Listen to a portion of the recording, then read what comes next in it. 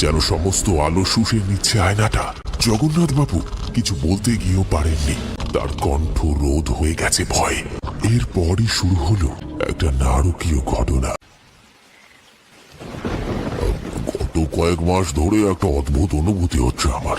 আমার বাড়ির মাটির দেয়ালে একটা পুরনো প্রকাণ্ড আয়না টাঙানো আছে, বাবার আমলের। দিনের বেলা তেমন কিছু মনে হয় না, কিন্তু রাত নামলে মনে হয় কেউ যেন ওই আয়নার ভেতর থেকে আমায় দেখছে, নজর রাখছে আমার প্রতিটি নড়াচড়ার ওপর। প্রথম ব্যাপারটাকে স্বাভাবিক বলে উড়িয়ে দিয়েছিলাম। হয়তো রাতের অন্ধকারে ভুল দেখছি এমন মনে হচ্ছে, কিন্তু দিন যত গেছে ততই ভয়টা বাড়তে শুরু করেছে। রাতে যখন ঘুমোতে যাই তখন যেন হাড় কাঁপিয়ে দেওয়া ঠান্ডা আমাকে গ্রাস করে ফেলে। শরীরে যেন অজানা কাঁপুনি নেমে আসে। মনে হয় কেউ আমার খুব কাছে আছে, আমার দিকে তাকিয়ে আছে। আমি শপথ করে বলতে পারি আমি শুনতে পাই ফিস ফিস করার শব্দ। কেউ যেন আমার নাম ধরে ডাকছে, খুব আস্তে, কানের কাছে ফিস ফিস করে ডাকছে, ভূতনাথ, ভূতনাথ। দোকানের মধ্যে বসে থাকা মানুষগুলো একে অপরের দিকে তাকালো। জগন্নাথ বাবুর মুখেও আর সেই চিরাচরিত হাসিটা নেই। পরান্দা নিজের গরম চায়ের কাপটা দুই হাতে চেপে ধরলে, যেন তাপটা একটু বেশি পাওয়া যায়। কিছুদিন পর থেকে মনে হতে লাগলো শুধু দেখছি না, সে আমার খুব কাছাকাছি চলে আসছে। ঘুমের মধ্যে অনুভব করি সে আয়নার ভেতর থেকে ধীরে ধীরে বেরিয়ে আসছে, আমার বুকের উপর চেপে বসছে। তার ঠান্ডা নিঃশ্বাস আমার মুখের উপর পড়ছে, আর একটা ভয়ঙ্কর গন্ধ, পচা গলা কিছু একটা, যেন দীর্ঘদিনের মৃতদেহের মাংস। আমি চেষ্টা করি নড়তে, কিন্তু পারি না। আমার হাত পা অবশ হয়ে আসে, আমার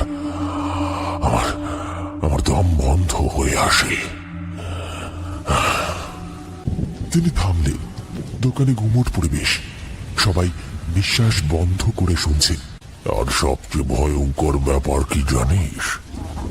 যখন সে আমার মুখের ওপর মুখ এনে আমায় গভীর ভাবে দেখতে থাকে, আমার নাকের সামনে তার পচা গন্ধ মিশে যায়, তখন আমার অনুভূতি বলে আমি এই চোখ আগে কোথাও দেখেছি। কিন্তু কোথায়, কেন মনে পড়ছে না আমার। একদিন ভীষণ ভয় পেয়ে ঘুম ভেঙে গেল। উঠে দেখি কিছু নেই। বুক ধড়ফড় করছে, শরীর ঘামে ভিজে গেছে। হাতের তালুতে আমার নিজের নখের দাগ পড়ে আছে। ভাবলাম দুঃস্বপ্ন ছিল বোধহয়, কিন্তু হঠাৎ করে নজর গেল আয়নার দিকে। আয়নায় লেগে আছে শুকনো রক্তের দাগ।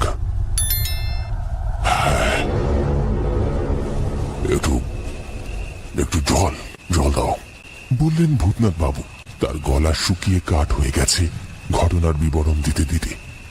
দোকানের নীরবতা ভেঙে দিল খগেন মাঝির কণ্ঠস্বর। এ তো শুনে মনে হচ্ছে একটা স্বপ্ন নিয়ে এত ভয় পাওয়ার কি আছে ভূতনাথ বাবু? জগন্নাথ বাবু মুখে বাঁকা হাসি ফুটিয়ে বললেন, ও বুঝেছি। স্বপ্নের মধ্যে নাপিতখানার আয়নায় নিজের বুড়ো চেহারা দেখে ভয় পেয়েছেন বুঝি? এ আর নতুন কি? আমার বউ সেদিন রাতে উঠে বলে, বাপরে আয়নায় দেখলুম সব চুল পাকা। আমি বললুম ওটা তো বাস্তব, স্বপ্ন নয়। দোকানে হালকা হাসির রোল উঠল আবার। তবে ভূতনাথ বাবুর মুখে কোনো পরিবর্তন নেই। তার চোখের গভীরে স্পষ্ট আতঙ্ক। সেই রাতে আমি ঘুম থেকে উঠে বসি। আমার শরীর অবশ লাগছিল, কিন্তু কেমন যেন একটা আকর্ষণ টের পেলাম। আমাকে যেন কিছু একটা আয়নার দিকে টানছে। আমি ধীরে ধীরে এগিয়ে যাই আয়নার সামনে। রক্তের দাগটা ভালো করে দেখার জন্য হাত বাড়াতে আমি যা দেখলাম তা দেখে আমার সমস্ত শরীর অবশ হয়ে গেল। আয়নার মধ্যে আমি নিজেকে দেখলাম না, বরং দেখলাম একটা বিকৃত মাংসল লোমশ অবয়ব। আমার আমার নিজের প্রতিচ্ছবিটাই বদলে গেছে।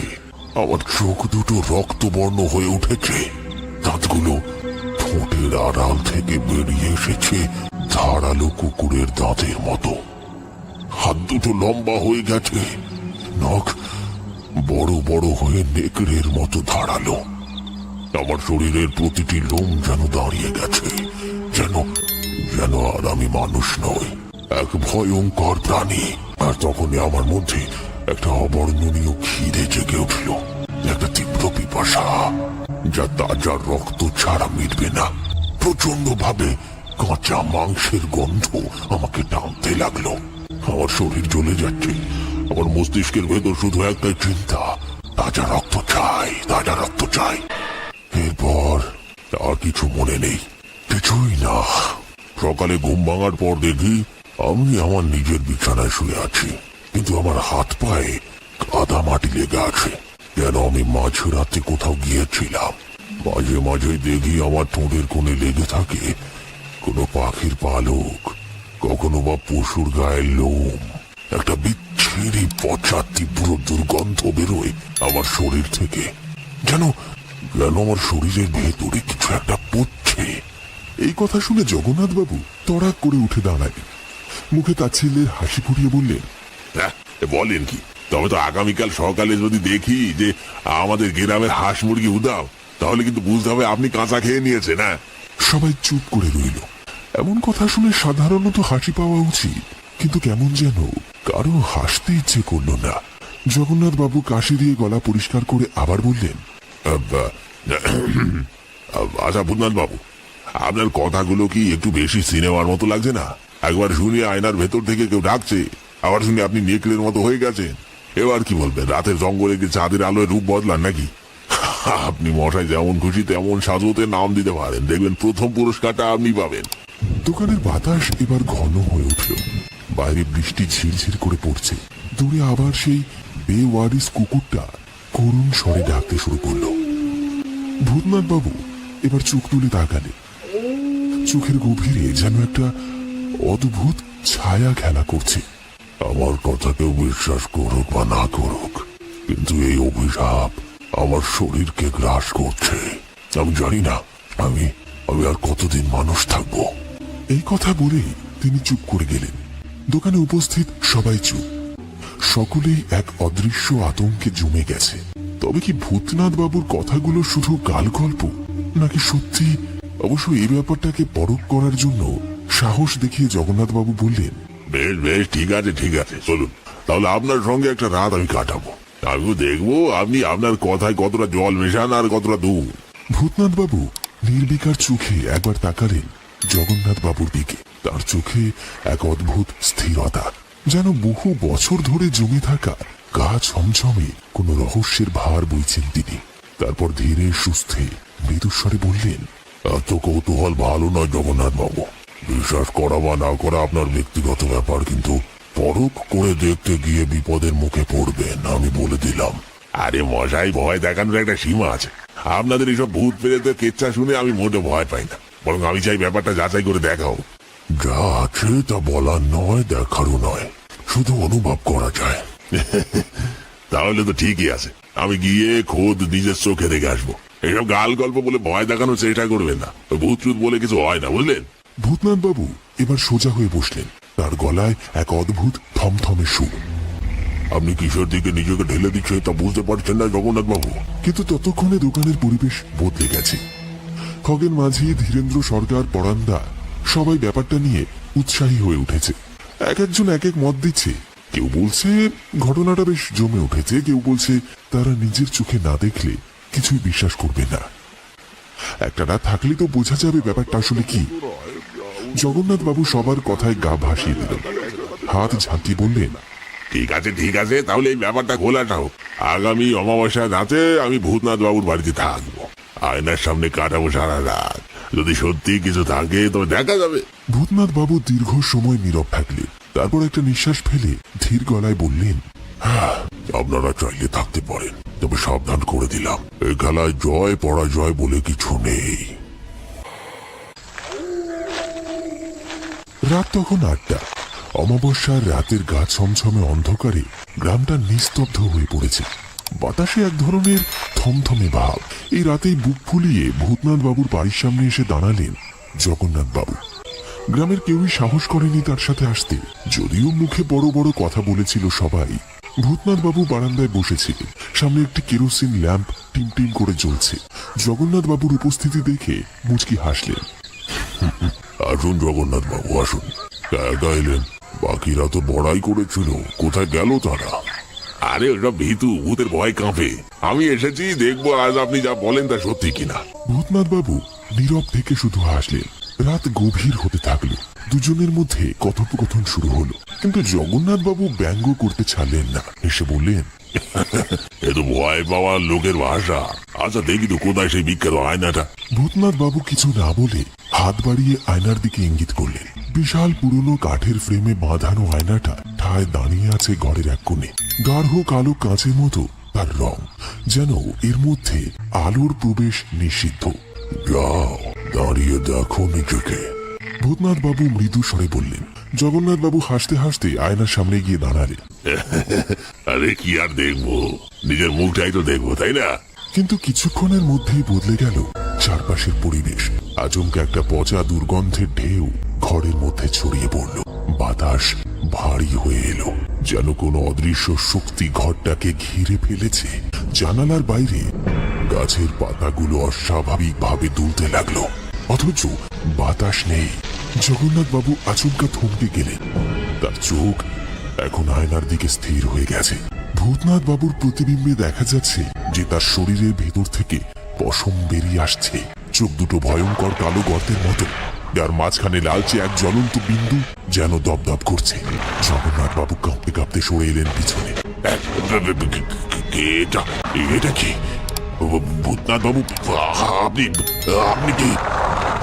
ভূতনাথ বাবু কিছু বললেন না। তার শরীর ধীরে ধীরে বিকৃত হয়ে যাচ্ছিল। তার মুখ দিয়ে এক অদ্ভুত গোঙানির শব্দ বেরিয়ে আসছিল, যেন ক্ষুধার্ত কোনো জানোয়ারের খাদ্যের সন্ধানে রয়েছে। ঘরের বাতাস ভারী হতে থাকলো, যেন সমস্ত আলো শুষে নিচ্ছে আয়নাটা। জগন্নাথ বাবু কিছু বলতে গিয়েও পারেননি। তার কণ্ঠ রোধ হয়ে গেছে ভয়ে। এরপরই শুরু হলো একটা নারকীয় ঘটনা, যা কেউ প্রত্যক্ষ করেনি। তখন ভূতনাথ বাবুর ঘরে একটি অদ্ভুত দৃশ্য। বিছানায় তিনি শুয়ে আছেন, কিন্তু তার শরীরের গঠন অস্বাভাবিক। তার পেট অস্বাভাবিকভাবে ফুলে গেছে, ঠিক যেমন কোনো অন্তঃসত্ত্বা নারীর হয়। তার মুখে এক অদ্ভুত প্রশান্তির ছাপ, যেন গত রাতে কিছুতে তিনি পরম তৃপ্তি পেয়েছেন। ঘরের চারদিকে ছড়িয়ে ছিটিয়ে আছে মানুষের বড় বড় হাড়গোড়, পায়ের নিচে গুঁড়ো হয়ে যাওয়া কিছু হাড়ের চূর্ণ। জানালার বাইরে তখনও ঘন অন্ধকার। সূর্য ওঠার ঠিক আগের মুহূর্ত। তিনি একবার নিজের ভারী পেটের দিকে তাকালেন, তারপর নিঃশব্দে বাইরে বেরিয়ে গেলেন। তার চলার পথ নদীর মাঝের চরের জঙ্গলের দিকে। সকাল হতে না হতেই গ্রামের মানুষরা ছুটে এলো ভূতনাথ বাবুর বাড়ির দিকে। খগেন মাঝি, ধীরেন্দ্র সরকার, পরান্দা, যারা গত রাতে দোকানে উপস্থিত ছিল, তারাই প্রথমে এলো। কিন্তু ভেতরে ঢুকে যা দেখলো তা ভাষায় প্রকাশ করা যায় না। ভূতনাথ বাবুর ঘরের মধ্যে ছড়িয়ে ছিটিয়ে রয়েছে মানুষের বড় বড় হাড়গোড়, কোনোটা কনুইয়ের, কোনোটা হাঁটুর। দেওয়ালে শুকনো রক্তের ছোপ স্পষ্ট, কিন্তু ভূতনাথ বাবু বা জগন্নাথ বাবুর কোনো চিহ্ন নেই। ঘরের মেঝেতে ছড়িয়ে থাকা রক্ত আর হাড়গোড় দেখে সকলে আতঙ্কে হতভম্ব হয়ে যায়। কোথায় গেল ভূতনাথ বাবু? কোথায় গেলেন জগন্নাথ বাবু? গতকাল রাতে কি ঘটেছিল? কিন্তু ডুবপুকুর গ্রামে আতঙ্ক থেকে গেল, আর সঙ্গে থেকে গেছে ডুবপুকুর গ্রামের গভীর রাতের এক কালো আতঙ্ক।